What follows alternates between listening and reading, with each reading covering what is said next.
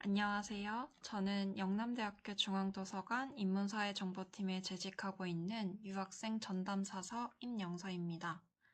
이번 교육은 여러분들이 과제를 제출할 때 도움이 될 수 있는 연구윤리 및 표절 예방 도서관 이용 교육입니다. 먼저 제 소개를 해드리겠습니다. 앞서 말씀드렸다시피 저는 외국인 유학생들을 위해 서비스를 제공하고 있습니다. 다양한 교육 자료를 만들고 있으며 도서관 이용 교육, 도서관 투어, 논문 작성 도움, 영어 상담 등의 업무를 맡고 있습니다. 또한 상호 대처 업무도 맡고 있기 때문에 여러분들이 공부를 하다가 우리 도서관에 없는 책이나 논문이 필요하다면 언제든지 저에게 요청해 주세요. 저는 중앙도서관 2층 서편 사무실에 있고 메일이나 전화 또는 직접 방문해도 좋습니다. 자, 그러면 교육을 시작하도록 하겠습니다. 여러분들은 과제를 제출할 때 표절 검사를 진행하고 제출하는 편인가요?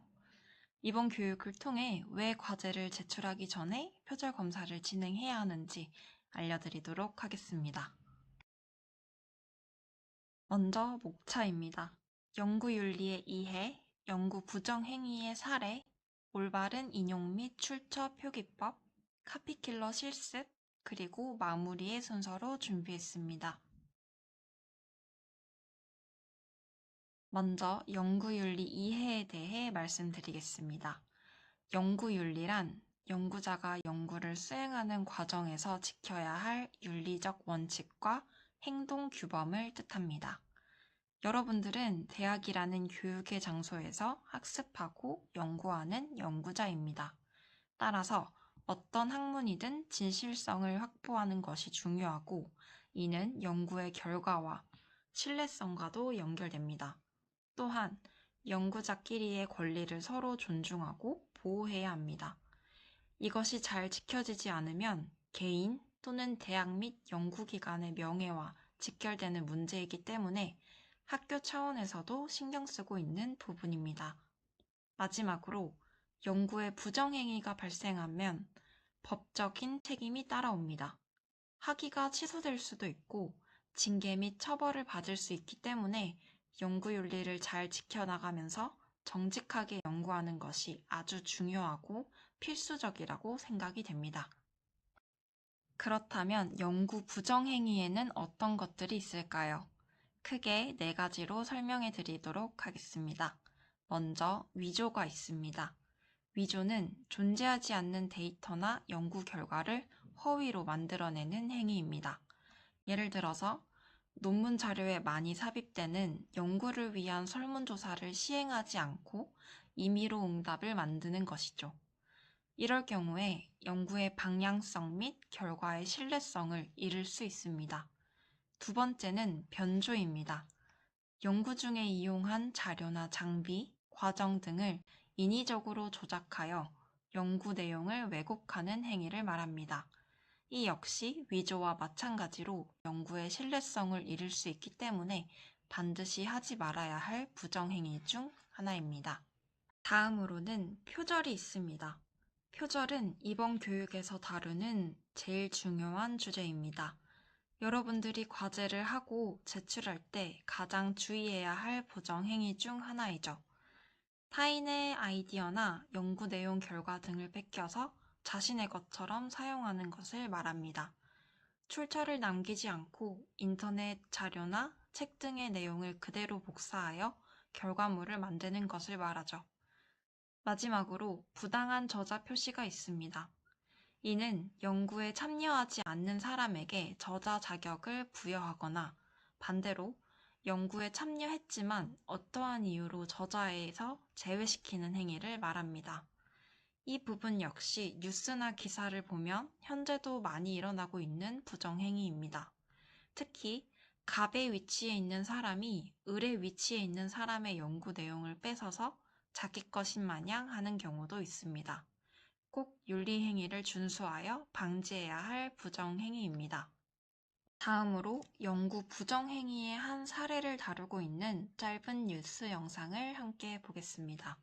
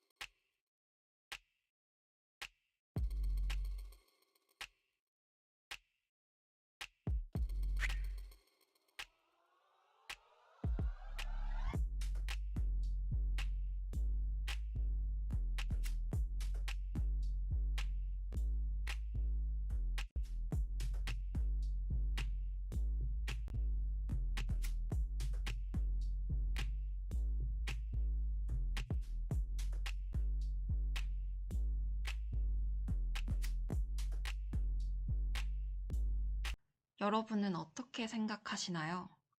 인터넷 기사를 조금만 찾아보면 연구 부정행위에 대한 내용을 많이 찾을 수 있습니다.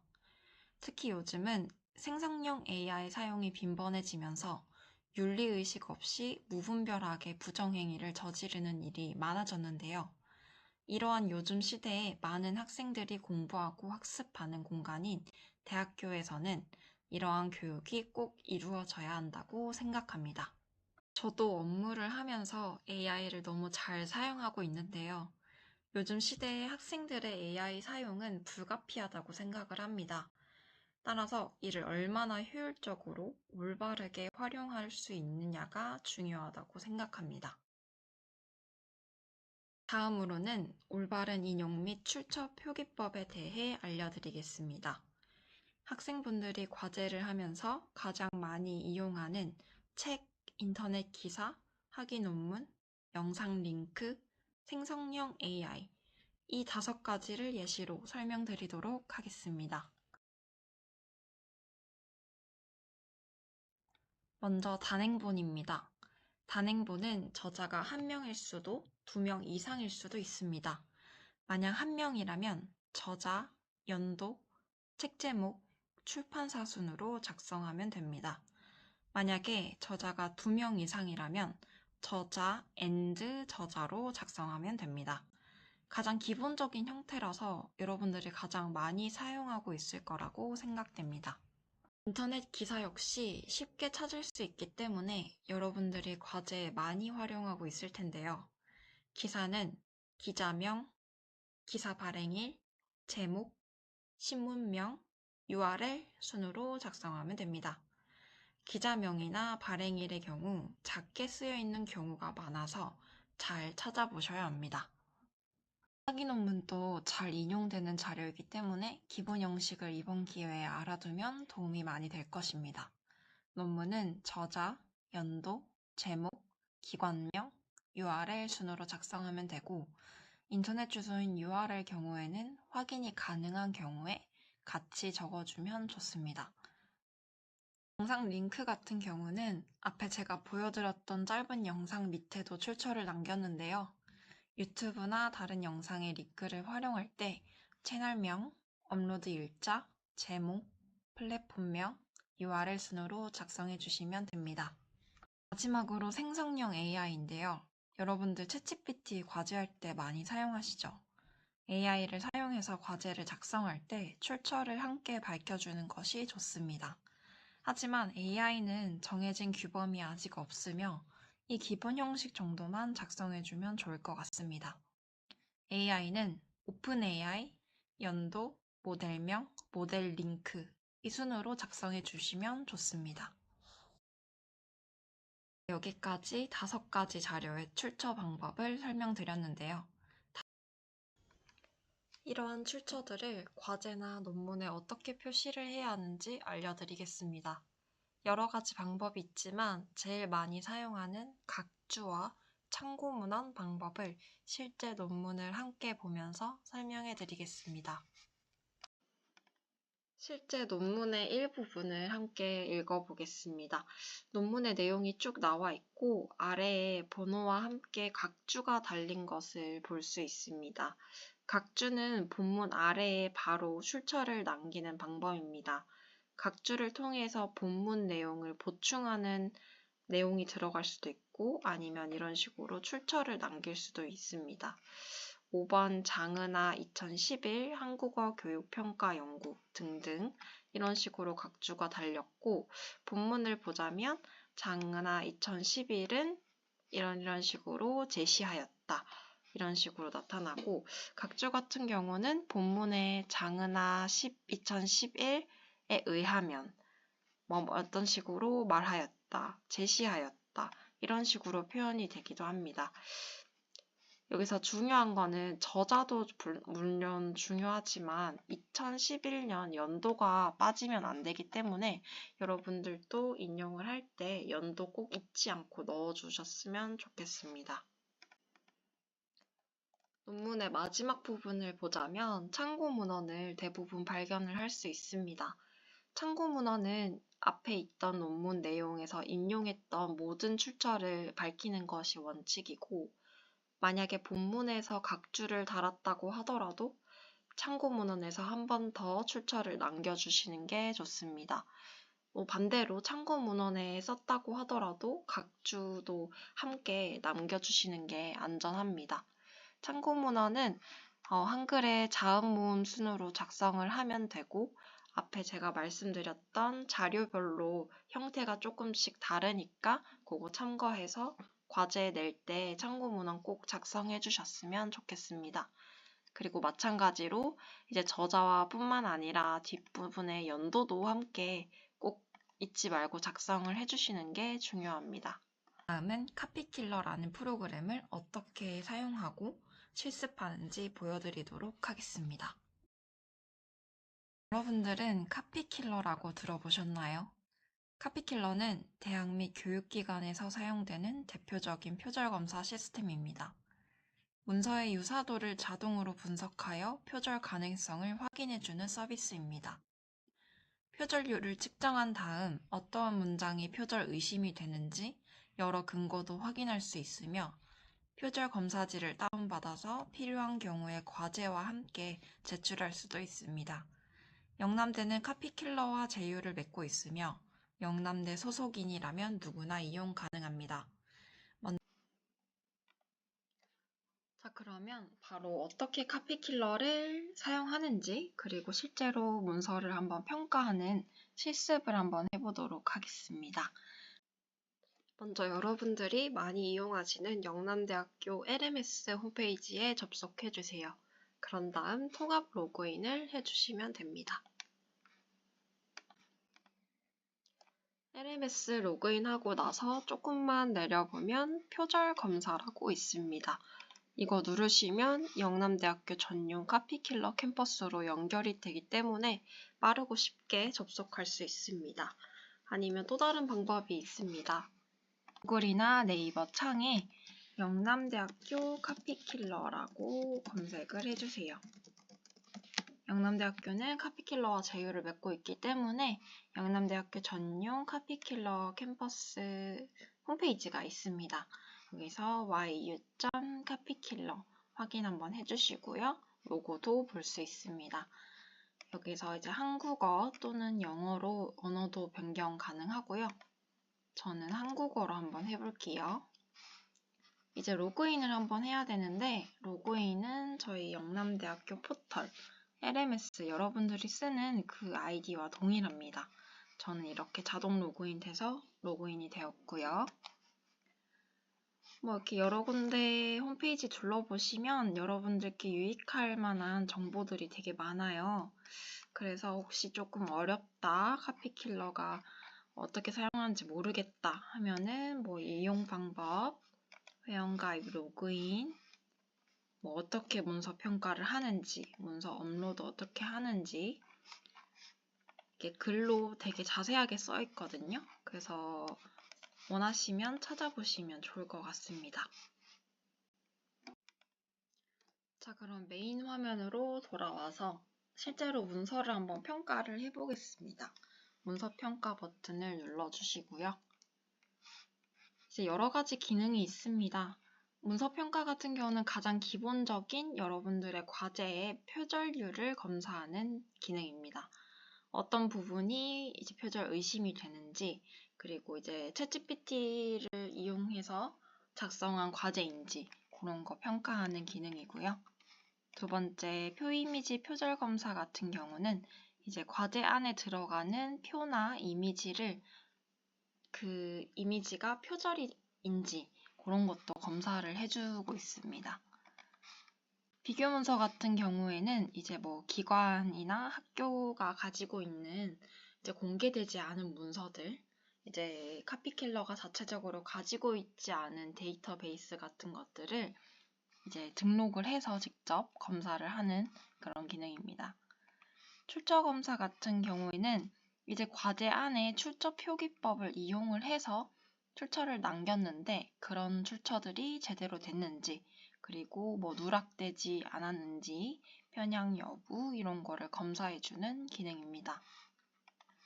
문서 차이 검사 같은 경우에는 이제 여러분들이 두 개의 문서를 올려서 이 두 개의 다른 점, 특히 이제 보험 약관 서류 같이 되게 글이 빽빽하고 이게 읽기가 힘든 글들이 있잖아요.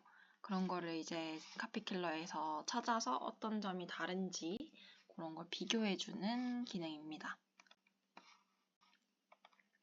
유용한 정보 들어가시면 제가 앞서 이제 교육을 했던 출처 생성기, 출처 표기법 굉장히 자세하게 다 설명을 해주고 있거든요.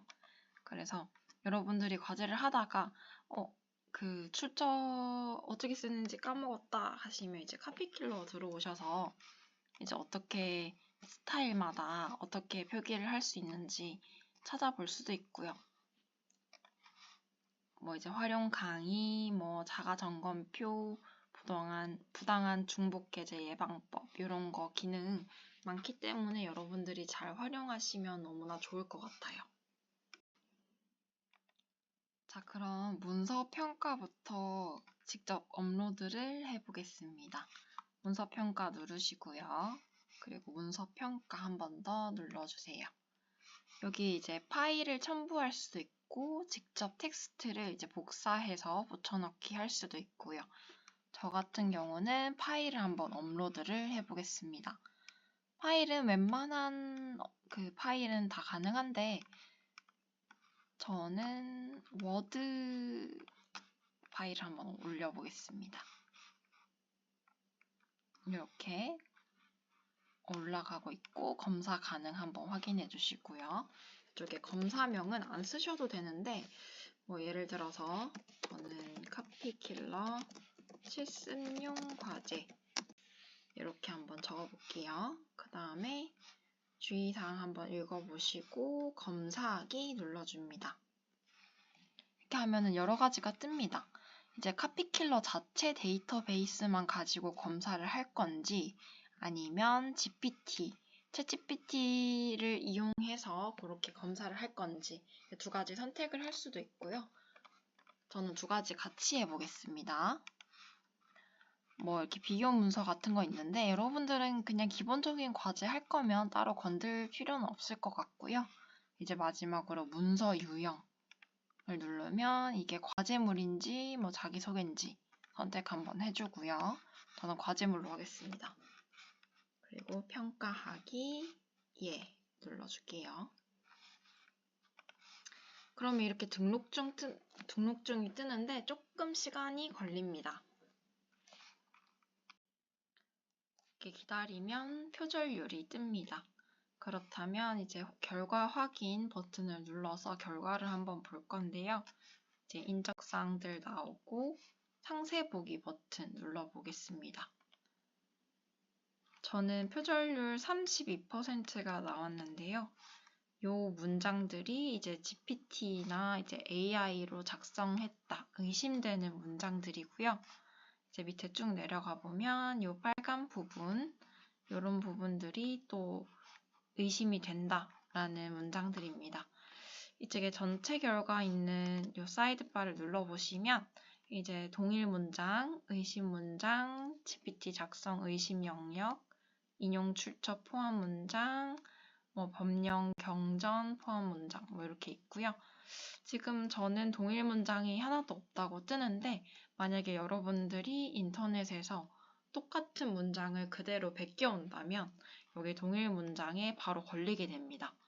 그 부분은 표절률이 굉장히 높아지기 때문에 그대로 베껴오는 건 아주 위험한 행동이라고 할 수 있죠. 저 같은 경우는 의심 문장이 5개가 떴네요. 이 빨간 부분을 보자면 이제 의심 문장 문장 표절률 46%가 떴고요. 이제 어느 출처에 이 문장이 들어가 있는지 이게 바로 하이퍼링크로 들어갈 수도 있습니다. 이런 식으로. 사실 이렇게 단어별로 겹치지 않을 수는 없어요. 하지만 이런 거 유심히 잘 신경 써서 작성하는 게 중요할 것 같고요. GPT 작성 의심 영역, 이 영역이 GPT에 걸린다. AI로 작성을 하게 되면 글의 특징이 있어요. 여러분들이 직접 작성하는 것보다 조금 더 접속사가 많이 들어갈 수가 있고요. 그리고 영어를 되게 무분별하게 사용할 수도 있고요. 그리고 이제 수동적인 표현이 과하게 들어갈 수도 있고요. 그래서 이러한 특징 한 번 더 읽어보시고 이 문장이 발견이 된다면 여러분들이 수정을 해가야겠죠? 비교 문서 이제 보시면 이렇게 10%, 4%, 2% 이런 게 모여서 지금 32%가 된 거예요. 그래서 여러분들이 이 결과지 보면서 수정해야 될 부분은 수정하면서 표절률 낮춰가는 게 중요할 것 같습니다. 그렇다면 이제 이 결과지를 다운을 받을 수 있는데요. 결과 다운로드 눌러보면 기본 보기, 요약 보기, 상세 보기 있습니다. 저는 기본 보기로 한번 다운을 받아볼게요. 이런 식으로 PDF 파일로 검사지를 다운을 받을 수 있어요. 그래서 여러분들이 과제를 제출을 할 때 혹은 논문 제출할 때 이렇게 결과지 같이 내야 되는 경우가 있거든요. 그럴 때 활용하시면 좋고요. 아까 보셨던 2%, 2% 이런 것들이 다 그대로 나옵니다. 따라서 표절률 낮춘 다음에 결과지 다운받는 게 중요할 것 같습니다. 그 다음은 표 이미지 표절 검사를 해보겠습니다. 표 이미지 표절 검사 들어가셔서 검사하기 눌러주시고요. 업로드 가능 용량이 20MB고 2개의 형식의 파일을 지원을 합니다. 따라서 저는 PDF로 다운받은 다음에 업로드하는 것을 추천드리고요. 아까와 똑같은 파일인데 PDF로 해서 한번 올려보겠습니다. 검사 가능 한 번 더 확인해 주시고요. 검사하기 눌러줍니다.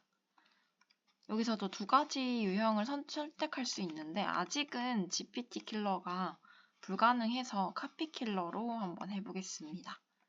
문서 유형의 과제물, 그 다음에 검사하기 눌러줍니다. 이런 식으로 등록 중이 뜨고요. 이것도 시간이 조금 걸리기 때문에 기다려주세요.